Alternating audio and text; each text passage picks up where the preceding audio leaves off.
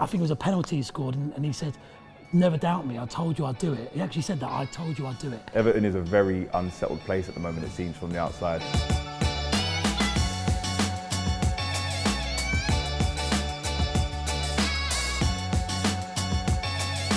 Welcome to the pre-match pint with London Pride. I'm here at the Fuller's Brewery and Shop down in Chiswick Lane. A very busy brewery shop down in Chiswick.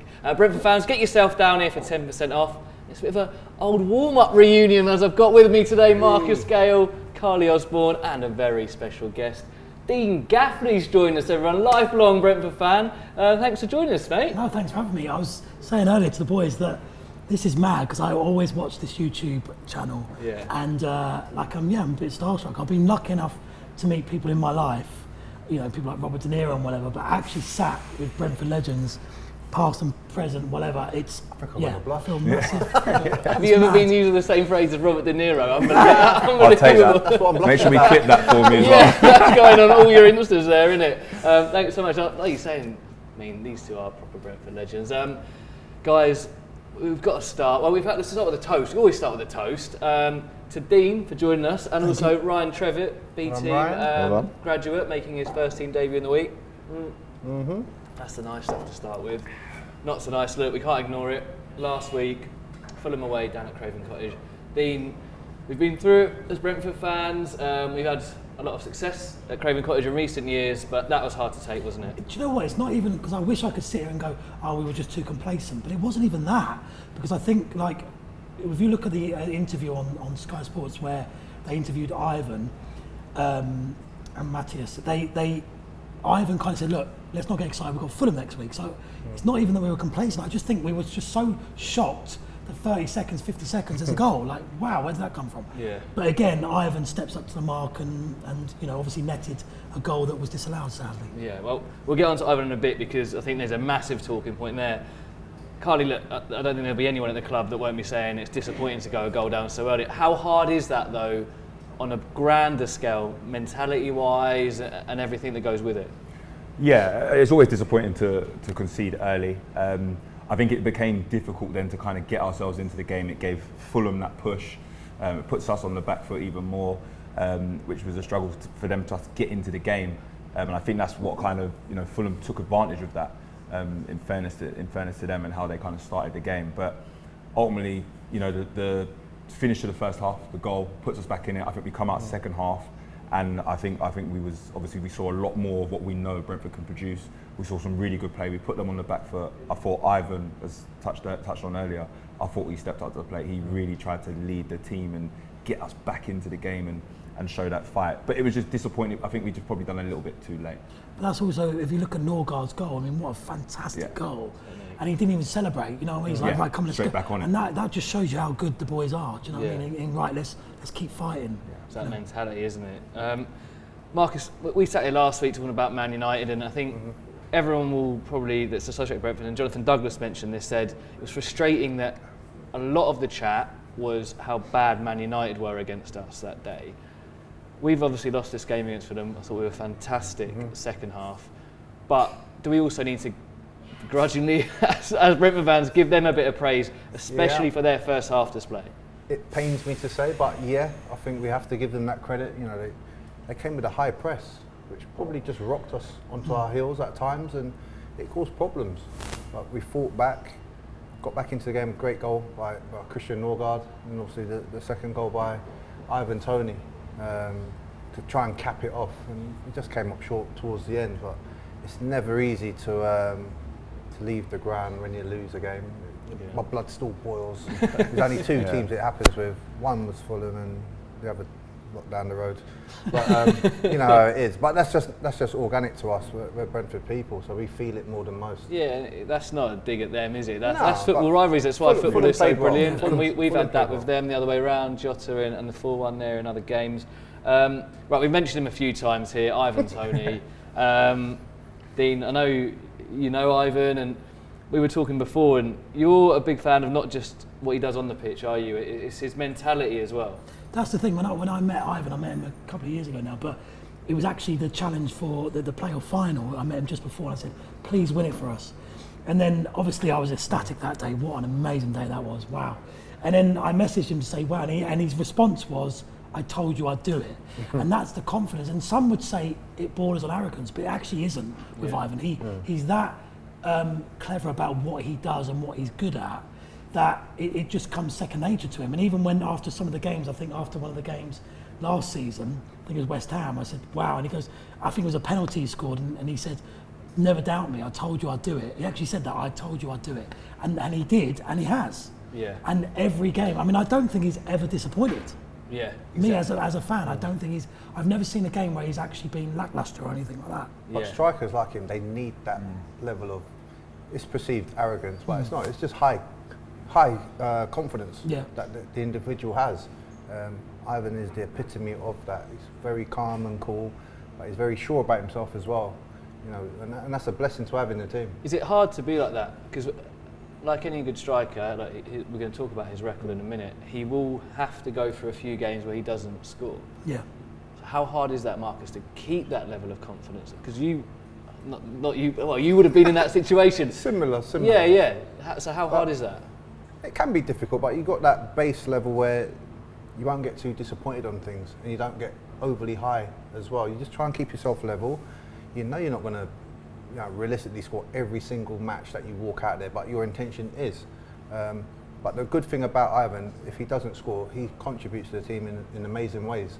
He's assisting goals, he's building up the play, so it's not just he's a one-trick pony that he just scores the goals, but he gives the team so much more. How impressive is it, Karleigh, that he's still got that mentality and that attitude when he's had that experience at Northampton, he's gone to Newcastle and he's had to drop back down. So how hard is it to keep that mentality when he's had that high and then he's had to go back? Yes, it's extremely tough, but I think the downs that he may have had or the adversity that he's faced has driven him to become that. I think when I look at Ivan and I see the way he presents himself on the pitch and how he presents himself in general, he's a man who believes in himself and knows who he is, and I think that's why he has done so well. And we touched on it there. For me, it's just an unbelievable amount of confidence and self-belief, and you need that in football. If you're going to go and be one of the best, you need to have that self-belief, because people are going to want to try and chop you down when they can. And I'm glad that he's showing that in abundance. His journey's been fantastic, and it's fantastic to have him as a player now, as a Brentford player and part of our team. And look, people will say we're biased. Yeah, we are biased. I don't care. His name's getting thrown about in the England squad. Surely, in these games coming up, it's got to be. And if they're calling us biased, well, we see him week in, week out. So surely we're the best people to say that he should be in this England squad, surely. 100% he should be, and I hope, and 99.9% he will be. I think it's a great accolade for him. Like you said, he's gone down to go back up, and I think that's where you learn your craft. Yeah. He was amazing at Peterborough, and he was amazing, obviously, for the Bees in the first season that he came to. So, and then he's getting better and better and better. And like I said, I haven't seen really a bad performance from him. So hopefully Gareth is watching, and I think we'll all be proud because to have a Brentford player playing in England, wow. Yeah, it'd be absolutely incredible. Well, it's 2 goals and 2 assists in 3 league games so far. He obviously got an assist last night. We're filming this on Wednesday at the Cup against Colchester. That would have been Ivan's 50th goal if that had gone straight in. It was a lovely assist for Mads Beck. Karleigh, that was against your old club, Colchester, we said. Marcus, you were there. Was that going on target? I think it was going on target, because I looked at his reaction. He didn't seem best pleased. His reaction kind of pointed, didn't he, at Mads? He thought it was him. I'd rather him do it at Everton, to be fair. Yeah, well, Mads doesn't. I think that's going to tee it up nicely. Yeah. The weekend's match, but he was in the right place last night. Great delivery. Made a great near post run. It was going on target, in my opinion, but Mads Beck's long curly hair got in the way. Hey, look, give Mads a goal. He doesn't get don't score many as a defender. Let the defenders have it sometimes. Let them have the goal. Like I say, you were there. I was listening to you on co-coms with Mark. What was it like, mate? It sounded. Don't want to sound disrespectful to Colchester, but it was get the job done, really. Yeah, it was a get the job done sort of game. Colchester started very well. Brentford we came out the blocks a little bit slow. I was trying to explain to the listeners last night that you put this team together to play tonight. They've probably done the pattern of play in training, but to actually do that in the match, it just took a little bit of time to get going. Once we got going, we seemed fine. Yeah. But we scored against the run of the play, in my opinion. Colchester just had a really good spell, And then we've gone down the other end. Great little play with Shandon and Lewis Potter down the right hand side for the first goal. And it was the first glimpse of Mikel Damsgaard. What did you make of his performance? Yeah, and what can we expect, I guess, from what you saw? He's an intelligent player, good movement, sharp, and I just think it's not going to take him that long to get used to this team, because this team is quite fluid. You know, the interchange of play, he can go either wing, and he's got the right sort of players around him to bring the best out of him. Ryan Trevitt, as we mentioned at the start of the show, made his first team debut. He's come through the B team after joining from Leatherhead. Dean, when we've grown up, we've seen these two, well, I don't know about you, see. well, these two have come through the ranks at Brentford, and it made you proud to see these players come through and make their debuts. I guess in the modern era now, we have got the academy back, the under-18s.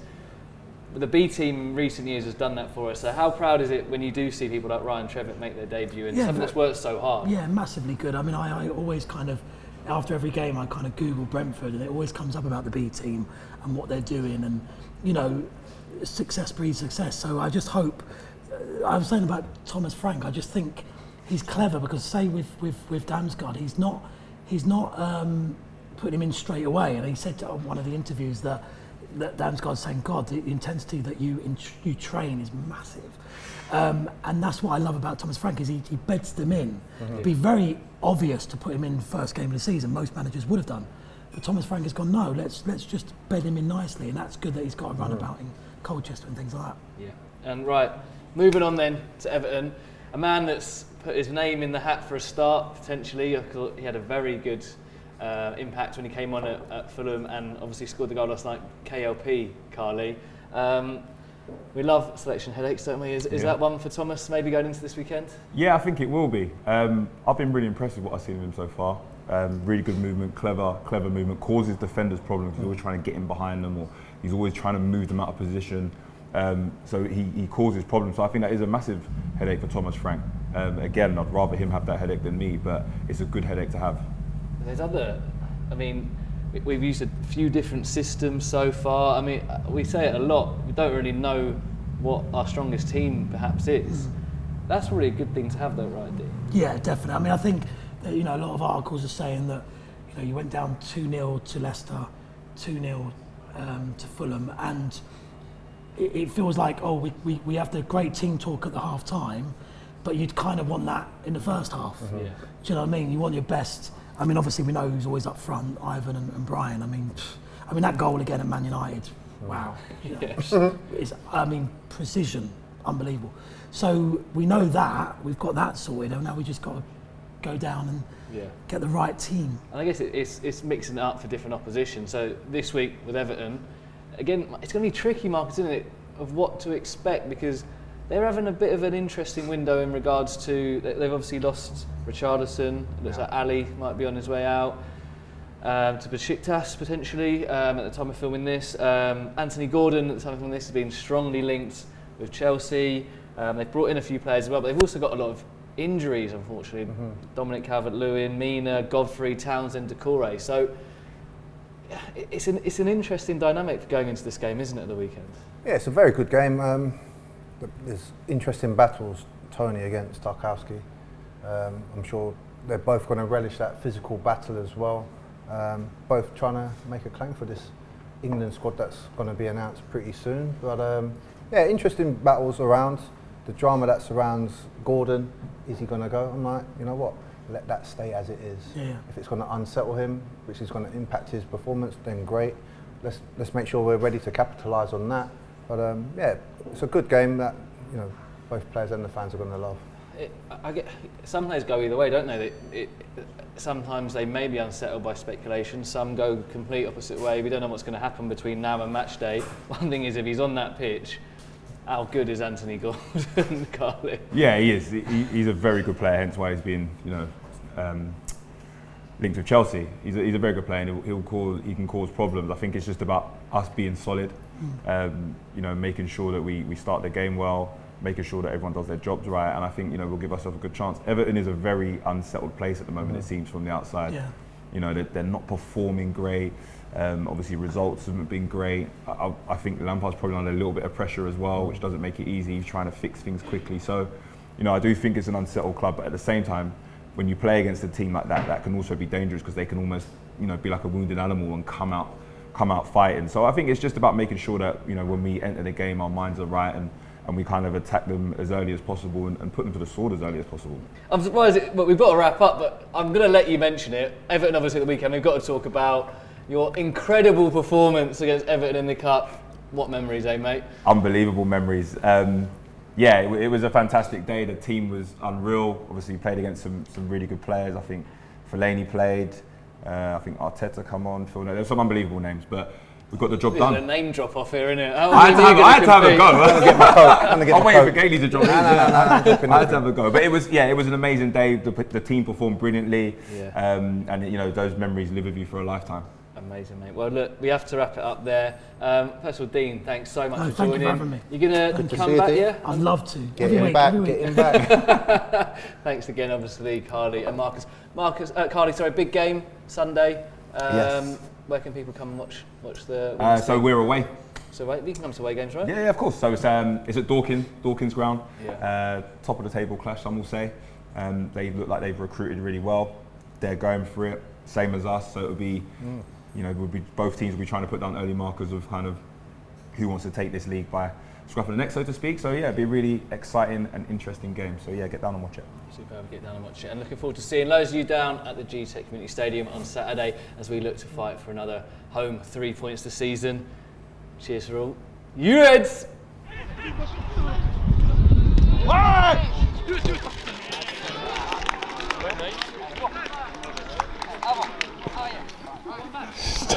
I was too tired to look to the left, but I was like this. I see Burgundy top. He's either I even lost my motivation. I say